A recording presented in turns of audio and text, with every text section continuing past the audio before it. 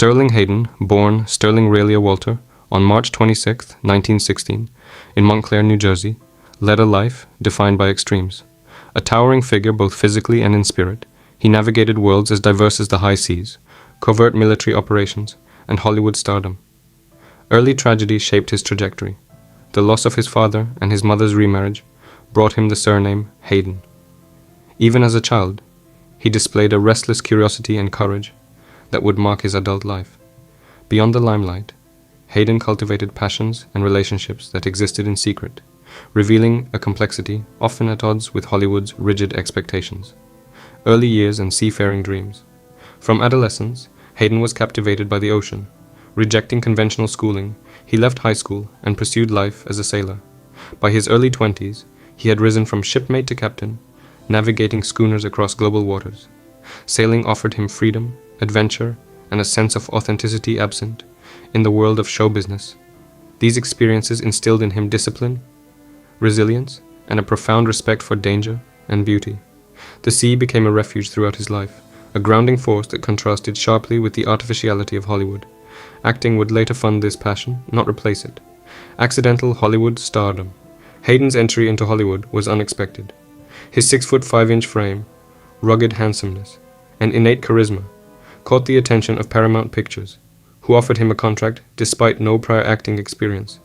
In the 1940s, he was promoted as one of the most striking men on screen, quickly gaining recognition. Early films such as Virginia, 1941, and Bahama Passage, 1941, highlighted his presence. Yet Hayden never sought fame for its own sake. He regarded acting as a necessary means to support his other passions. Hollywood's adulation conflicted with his personal ideals, planting seeds of ambivalence that would follow him throughout his career. War and heroism. When World War II erupted, Hayden put his rising career on hold to enlist in the Office of Strategic Services, the precursor to the CIA. Operating under the alias John Hamilton, he undertook perilous missions in Europe and the Balkans, aiding resistance fighters in Yugoslavia and Italy.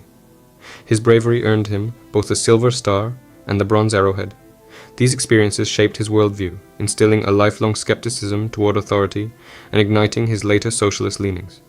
Hayden's wartime service profoundly affected him, blending courage with a moral complexity that would inform both his life choices and the depth he brought to his acting roles. Hollywood and political turmoil.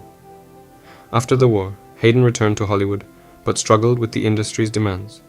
In 1951, amid the Red Scare, he was subpoenaed to testify before the House Un-American Activities Committee. Having briefly joined the Communist Party, he reluctantly named alleged members, a decision he later called the great shame of his life. This act of compliance haunted him for decades, shaping his introspection and writing. Hayden's autobiography, Wanderer, 1963, reveals the weight of this guilt, chronicling not only his adventures, but his inner turmoil, moral conflicts, and the tension between personal authenticity and the pressures of a conformist society. Iconic film roles. Despite his conflicted relationship with Hollywood, Hayden delivered performances that became cinematic landmarks. In The Asphalt Jungle, 1950, he portrayed a doomed criminal with steely intensity. The Killing, 1956, directed by Stanley Kubrick, further showcased his brooding charisma in a tense heist narrative. Perhaps most memorably, he played General Jack D. Ripper in Kubrick's Dr. Strangelove, 1964, a satirical yet chilling reflection on Cold War paranoia. Later, as Police Captain McCluskey in The Godfather, 1972, he infused gravitas and menace into a pivotal role. Hayden's characters often reflected the same moral complexity and inner conflict he experienced off-screen.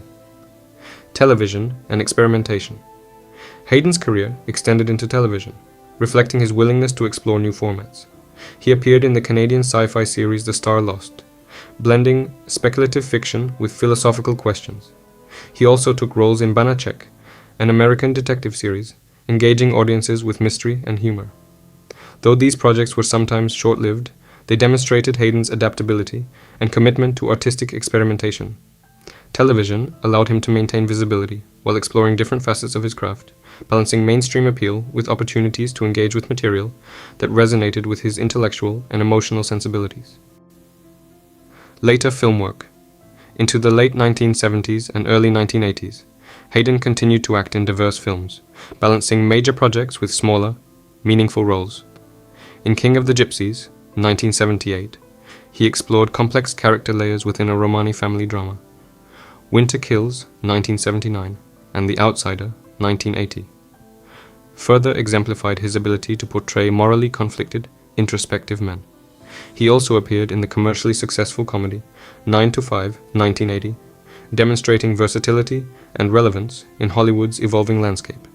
These roles reinforced Hayden's reputation as an actor capable of embodying authority, vulnerability, and the contradictions inherent in human nature. Secret relationships in Hollywood. Beyond his public career, Hayden navigated intimate relationships discreetly, often with fellow actors rumored to be gay. He allegedly had a connection with Clifton Webb, whose elegant and urbane persona contrasted with Hayden's ruggedness. Their relationship was marked by mutual understanding and philosophical discussions about art, masculinity, and societal expectations. Hayden also spoke of Anthony Perkins, describing a sensitive, introspective bond, and of the younger, defiant Salman Mino, whose raw energy and tragedy left a lasting impression. These secret connections reflected the private struggles and emotional complexities of Hollywood life during an era of strict conformity. Love, vulnerability, and reflection. Hayden's reflections on these relationships reveal tenderness and regret. He acknowledged the challenges of maintaining privacy and the fear surrounding public exposure, yet he found beauty in the shared moments of understanding and vulnerability. His reminiscences were not idle gossip, but a tribute to the hidden lives and silent struggles of men in Hollywood. Hayden's honesty, coupled with remorse for the secrecy forced upon these relationships, offers insight into the emotional toll exacted by societal expectations and studio pressures during Hollywood's golden age. Legacy and final years. Sterling Hayden's life embodied contrasts: adventurer and actor, soldier and philosopher, public figure and private lover. He continued acting into the early 1980s, maintaining relevance while staying true to his passions. Beyond his filmography, he left a legacy of authenticity, courage, and intellectual curiosity. His experiences at sea, in war, and in the private realms of love shaped a man deeply conscious of moral complexity and human vulnerability. Hayden's life serves as a reminder of the hidden dimensions behind the glamour of Hollywood and the enduring value of living according to one's convictions. Conclusion. Remembering Sterling Hayden. Hayden passed away from prostate cancer in 1986, leaving behind a remarkable body of work and a life story that defied simple categorization. From the high seas to the silver screen, from covert heroics to secret romances, he embraced experiences that reflected both his adventurous spirit and his ethical introspection. Sterling Hayden remains remembered not just for his towering physical presence and memorable roles, but for the depth, honesty, and humanity he brought to every aspect of his life. His story reminds us that true courage often resides in the balance between public achievement and private truth.